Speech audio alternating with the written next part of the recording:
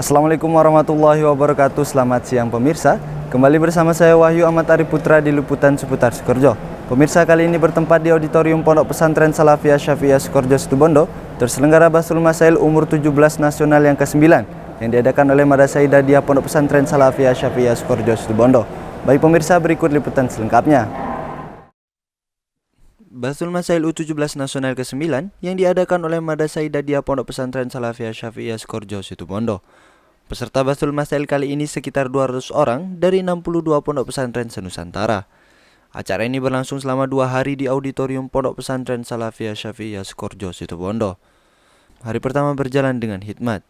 Kiai Haji Muhammad Khalil Abdul Jalil MPD selaku Kepala Madrasah Idadiyah menyampaikan sambutannya sekaligus secara resmi membuka acara Basul Masail ini. Alhamdulillah, pada pagi hari ini kita bisa sampai pada pelaksanaan penutupan yang kita mulai sejak tadi malam jam 9 kurang seperempat. Dari pelaksanaan sejak pembukaan hingga penutupan yang kami saksikan, alhamdulillah sangat luar biasa. Seluruh peserta sangat antusias. Bahkan biasanya di dalam Basul Masail U17 yang kita alami, satu jalsah itu selesai dalam waktu 1 jam 30 menit. Tetapi untuk saat ini satu jalsah bisa sampai 3 jam. Berarti kalau 3 jalsah harusnya 9 jam. Akhirnya dengan memohon maaf, satu as'ilah atau satu soal untuk jalsah yang ketiga itu tidak bisa kita bahas, monggo bisa dibahas di pesantrennya masing-masing. Ini juga menjadi pertimbangan bagi kami untuk Basul Masail berikutnya. Kita tidak menyangka dari saking antusiasnya, dari saking aktifnya para peserta, tadi malam baru selesai jam 12 malam, itu luar biasa. Kemudian ditambah lagi, tadi sudah ziarah Kiai, para peserta ini sudah ziarah ke Mangboroh kepada para masyaikh, ke Ki Samsul, ke Ki As'ad, ke Kau, dan seluruh masyaikh Pondok Pesantren Salafiyah Syafi'iyah untuk nyambung silah ruhiyah. Selain juga datangnya delegasi ini tuh menyambung silah jasadiyah dan ilmiah, tapi juga menyambung silah ruhiyah. Tentunya ketersambungan di 3 dimensi ini merupakan satu kesatuan yang menjadi keinginan dari kami semua dan juga dari peserta. Kemudian kami ucapkan terima kasih yang sebesar-besarnya kepada seluruh delegasi, kepada seluruh pendamping yang juga pendamping untuk saat ini cukup aktif, sangat aktif di dalam memantau anak didiknya. Intensif mulai dari sejak pembukaan sampai penutupan, para pendamping selalu mendampingi teman-teman santri yang menjadi delegasi dari pesantren-pesantrennya. Kami juga mohon maaf yang sebesar-besarnya atas seluruh keterbatasan, terutama kepada peserta yang datangnya sejak malam Sabtu.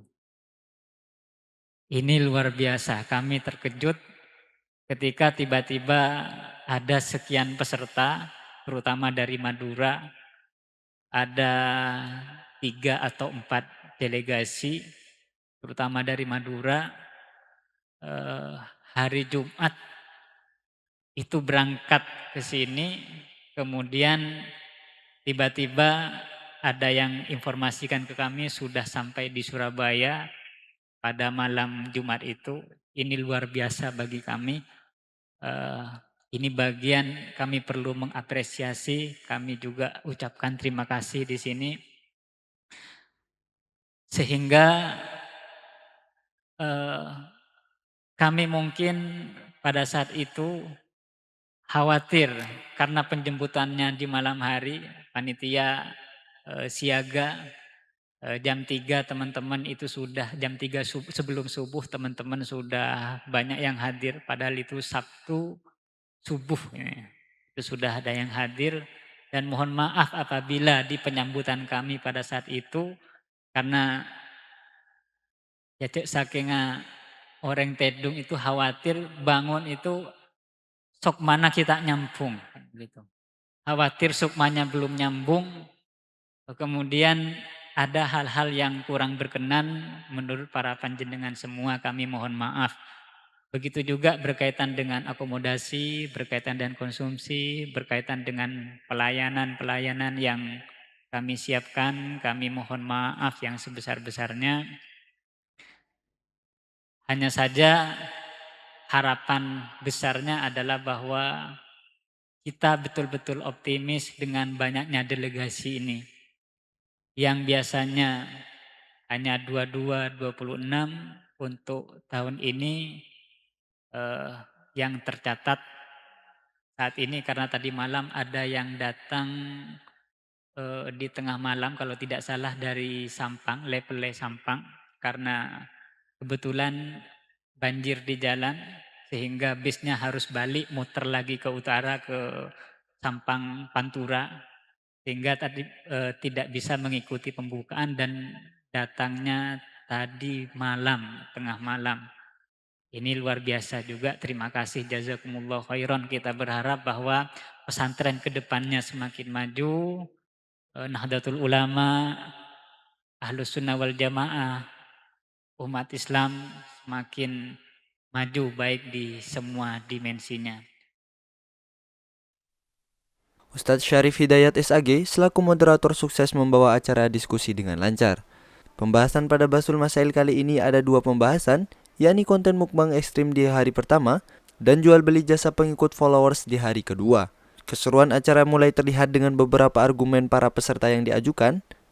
Setiap peserta saling menanggapi dan mengkritik untuk mendapatkan kesepakatan bersama serta mendapatkan solusi dari permasalahan pada topik pembahasan yang ada. Kalau kita masuk dalam akad mu'alah seperti yang disampaikan musyawirin barusan, pertama-tama yang harus diperhatikan adalah sebelum kita melakukan akad mu'alah, itu kan kita harus punya sesuatunya gitu. Itu yang harus kita miliki. Dan nanti biasanya bayarannya itu nanti setelah amal itu tercapai. Tapi kalau ini kan jual belinya sudah di awal, pembayarannya sudah di awal. Kalau misalkan itu dikaitkan dengan ijarah, itu ijarah itu kan dibatasi oleh masa, bukan alat takbir. Sekarang pertanyaannya adalah, terus ini masuk kategori apa? Ini masuk kategori jual beli. Namun bagaimana hukumnya? Kita lihat satu persatu. Untuk yang akun bot, itu apakah sah diperjualbelikan? Kita lihat misalkan sunutul akdi di situ. Salah satunya adalah harus utang uang.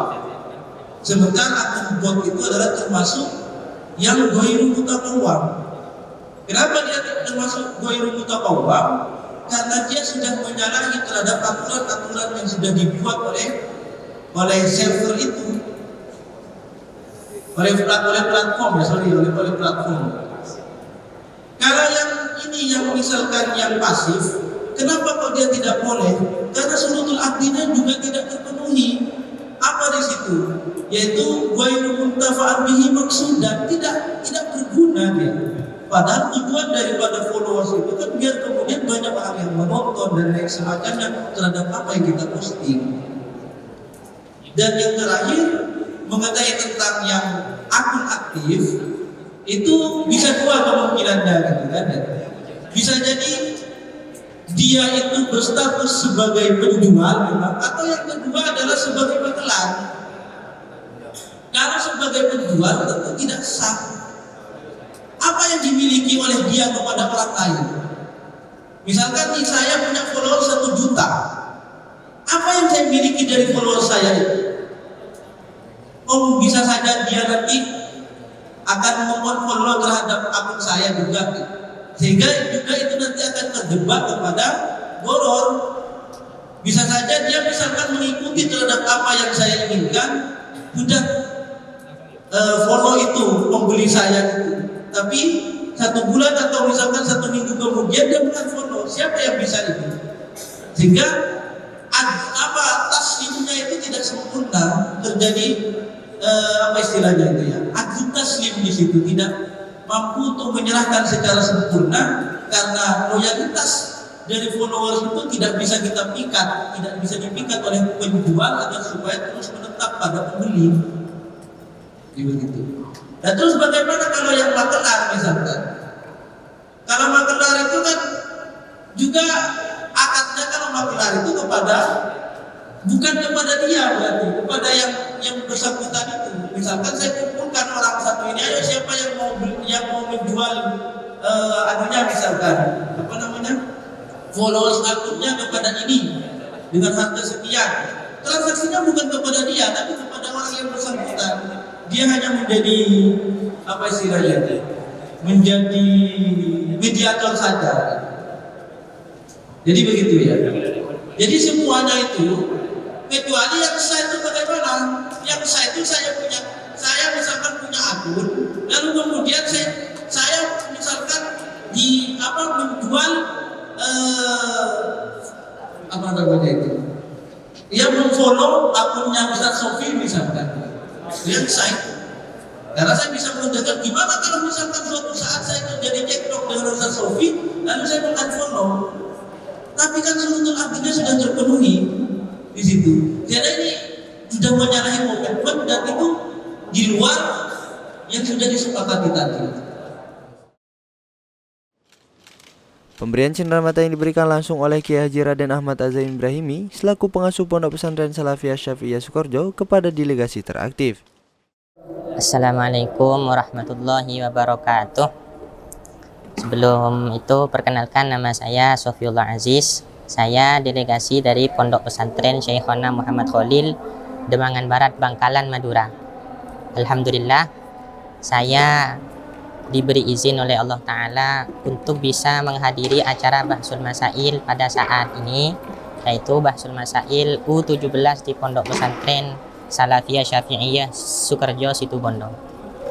Mungkin yang perlu kita lebih pahami dan harus kita jaga bahwasanya Bahsul Masail yang kita lakukan ini semata-mata bukan untuk menampakkan kesombongan dan kebanggaan kita, namun kita berbahsul masail untuk menjaga kemurnian yang disampaikan oleh ulama-ulama salaf, yaitu menjaga manhaj salafus soleh, menjaga ilmu-ilmu yang telah diwariskan ulama terhadap kita, yaitu ahlus sunnah wal jamaah. Maka kita pentingnya berbahsul masail di sini untuk bisa mengeluarkan jawaban dari permasalahan-permasalahan yang keluar dari masyarakat. Mungkin kesannya Pondok Salafiyah Syafi'iyah di sini sangat luar biasa. Mulai dari pokoknya luar biasa sampai nggak bisa dikata-katakan oleh kata-kata. Mungkin sedemikian. Semoga Bahsul Masail yang diselenggarakan di Pondok Salafiyah Syafi'iyah semakin maju dan semakin lancar. Amin amin ya rabbal alamin. Kemudian, Kiai Haji Raden Ahmad Azaim Ibrahimi menyampaikan dan menjelaskan mengenai kebangkitan umat Islam serta menutup Bahsul Masail kali ini dengan pembacaan doa. Alhamdulillah, sebagai ungkapan rasa syukur kami kehadirat Allah Subhanahu wa taala bahwa pelaksanaan kegiatan yang sebenarnya merupakan kegiatan rutin yang biasa dilaksanakan, untuk kali ini terasa istimewa dengan jumlah peserta dan antusiasme yang dapat dirasakan dari suasana pelaksanaan Bahsul Masail. Sampai kemudian Kiai Khalil Abdul Jalil bikin status saya baca, alhamdulillah dunia persilatan masih dunia persilatan masih semakin hidup. Ya, ini persilatan Bahthul Masail dengan berbagai kembangan jurusnya. Tapi mudah-mudahan bukan pandai bersilat lidah, ya. Bersilat lidah argumentasi untuk menemukan kebenaran yang hakiki. Para hadir, kita sebenarnya sedang berhitung dengan waktu. Kita punya cita-cita besar bahwa bangsa ini ikut serta mengantarkan kebangkitan umat Islam. Jika disuarakan bahwa ada program Indonesia Emas, kapankah itu? Di tahun 2045. Secara historis begini, suatu bangsa memiliki nilai semangat historisnya dengan berhitung 100 tahun sekali. Dan keyakinan itu juga berada dalam ajaran agama Islam.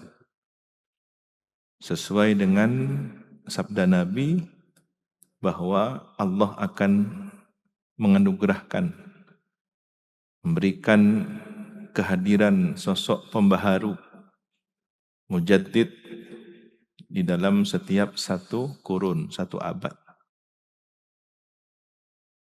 Bahkan ada sejumlah nama yang sudah disebutkan oleh para ulama, mujaddid abad sekian, mujaddid abad sekian, fulan, fulan, al-alim, alamah, syekh fulan, imam fulan, dan seterusnya. Di antara yang terkenal mempublikasi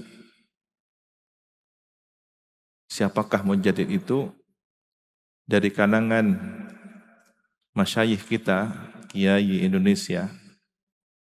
Mungkin kita tidak sedang berbicara ulama yang tersohor dalam pembahasan masalah al-mujaddidun di abad-abad lalu, seperti Imam As-Suyuti dengan tulisan beliau tentang siapa mujaddid. Tetapi kita juga punya kebanggaan Kiai Nusantara. Ada kitab Al-Mujaddidun yang ditulis oleh Romo Yai Maimun Zubair. Dan beliau kemudian menuliskan dengan bahasa santun, bahasa tawadhu, wa arju, begitu bahasanya, dan saya berharap. Itu sebenarnya suatu pernyataan dalam bentuk harapan.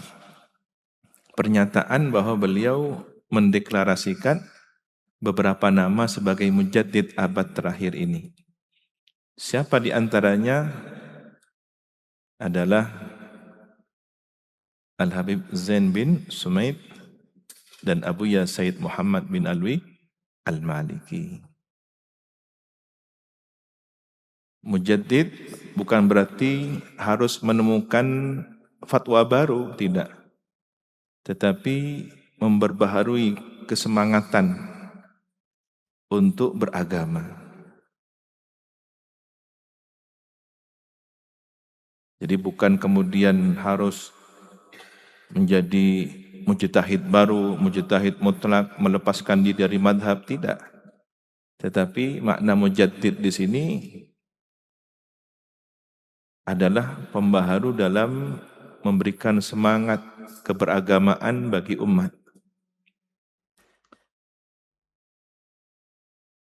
Kalau kita berhitung dengan waktu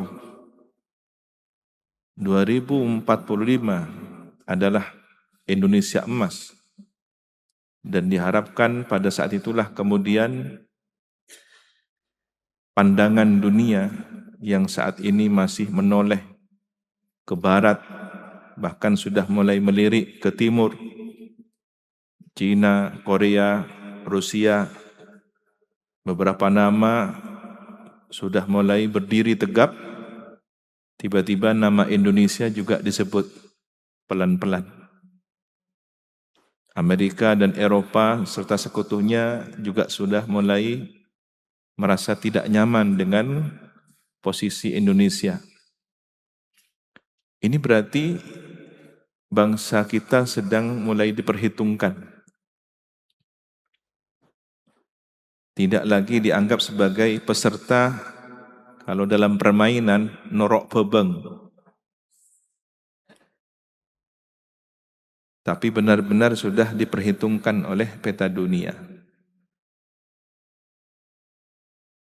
Dalam beberapa kurun waktu ke depan, diperkirakan prediksinya Amerika sudah jatuh ke nomor urut di bawah 6. Kemudian negara-negara timur akan tampil di peringkat ke atas. Bahkan tidak terduga nama seperti Pakistan, India ini akan naik. Disitulah kemudian kejar-kejaran peringkatnya antara Indonesia dengan beberapa negara di Asia. Kenapa ini penting disampaikan? Kalau kita melihat bahwa kebangkitan umat Islam sebagai suatu isyarah yang dijanjikan, sudah seharusnya kita siap-siap. Assalamualaikum warahmatullahi wabarakatuh. Pada hari ini, sejak hari kemarin, tanggal 10 dan 11 Januari 2026, di Pondok Pesantren Salafiyah Syafi'iyah Sukoharjo Situbondo dilaksanakan Bahsul Masail U17 Nasional ke-9. Tentunya pesertanya adalah santri-santri Pondok Pesantren senasional yang usianya rata-rata 17 tahun sesuai dengan temanya U17. Walaupun ada beberapa peserta yang usianya 12, 14 tahun dan seterusnya. Kami sangat bangga atas partisipasi mereka. Ini artinya bahwa keilmuan di pesantren betul-betul terjaga bahkan berkembang. Kita berharap perkembangan dari sisi keilmuan ini terus terjadi, dan tentunya ini adalah tanda bahwa pesantren ke depannya akan semakin lebih baik lagi. Kemudian peserta yang hadir pada kegiatan ini alhamdulillah luar biasa. Biasanya ketika kami mengadakan Bahsul Masail U17 itu pesertanya antara 22 sampai 26. Untuk momen kali ini dihadiri lebih dari 60 delegasi dari berbagai pesantren dan lembaga pendidikan Islam di Indonesia. Kemudian yang dibahas juga cukup berat karena berkaitan dengan tema-tema aktual, tema-tema terkini berkaitan dengan media sosial seperti mukbang ataupun jual beli followers. Artinya kegiatan ini betul-betul menguji bagaimana santri-santri bisa mengasah intelektualitasnya dengan tetap berpedoman pada kitab klasik, kitab kuning tentunya. Kita berharap bahwa kedepannya pondok pesantren akan semakin maju, kader-kader Islam masa depan semakin banyak, keilmuannya mencerahkan, dan kita betul-betul optimis untuk menyongsong masa depan umat Islam. Kegiatan ini bertujuan untuk membahas dan memecahkan masalah-masalah yang berkaitan dengan teknologi saat ini. Selain itu, forum ini juga bertujuan untuk mempererat silaturahmi dan diharapkan para peserta kedepannya bisa menjadi ahli-ahli fikih. S3 TV melaporkan.